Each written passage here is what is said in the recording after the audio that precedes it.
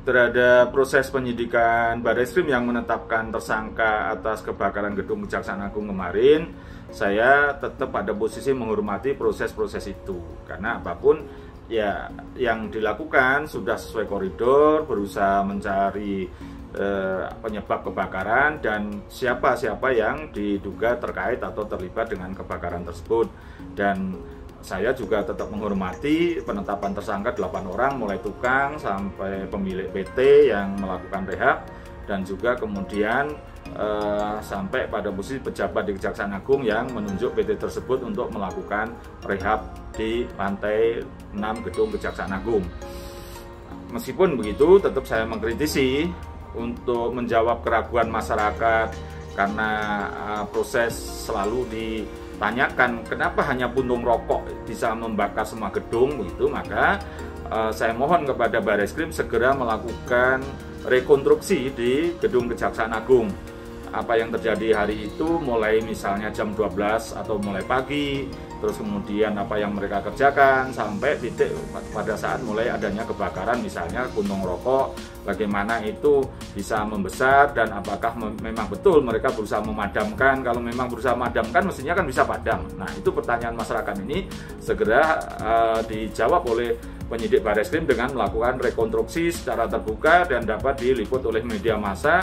Bahkan kalau perlu disiarkan langsung proses-proses itu secara setransparan mungkin, dan bisa pada posisi tertentu masyarakat bisa memberikan penilaian. Nah, selanjutnya juga bahwa saya minta ke polisian, dalam hal ini penyidik, untuk tetap membuka opsi pasal 187 tentang sengaja membakar, bukan hanya sekedar pasal 188 yang lalai terjadinya kebakaran. Karena apa?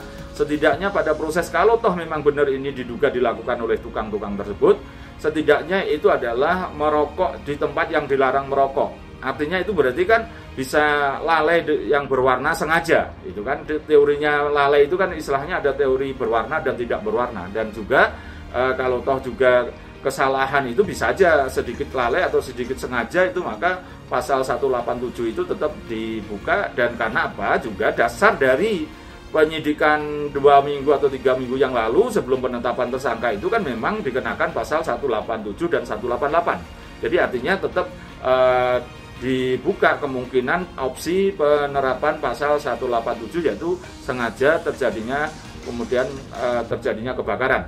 Nah, itu yang saya tetap minta. Dan kemudian berikutnya juga segera dituntaskan, segera dilimpahkan ke kejaksaan dan kemudian dibawa ke pengadilan, sehingga akan bisa dilihat oleh publik, dan kemudian hal-hal yang mungkin nanti akan terungkap pada persidangan akan bisa dikembangkan oleh teman-teman Barreskrim jika ada fakta baru, bukti baru, maupun keadaan-keadaan baru yang memungkinkan masih ada pihak-pihak lain yang diduga terlibat atau lebih bertanggung jawab.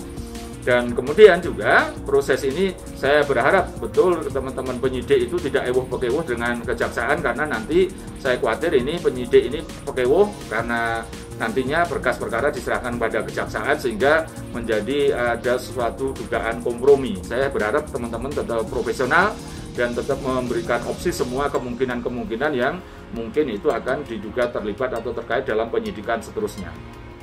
Dan juga berikutnya adalah pada posisi tertentu semua hal yang bisa jadi kecurigaan di masyarakat bisa ditindaklanjuti dan juga bisa dianalisis dan kemudian juga disampaikan kepada masyarakat analisanya, karena masyarakat itu selalu curiga, masa sebuah puntung rokok aja bisa membuat bakar seluruh gedung. Atau bahasa imajinasi kita gitu, dari rangkaian itu kan kalau dalam film itu kan ada pembunuh bayaran, bisa aja juga ada pembakar bayaran.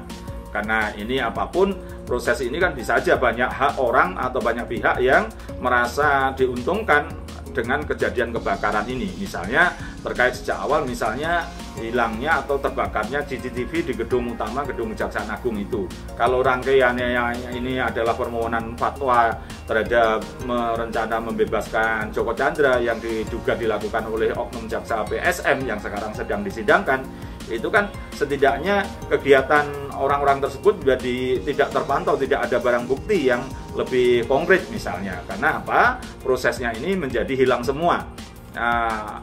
Oknum jaksa PSM itu pernah ditemui siapa atau menemui siapa.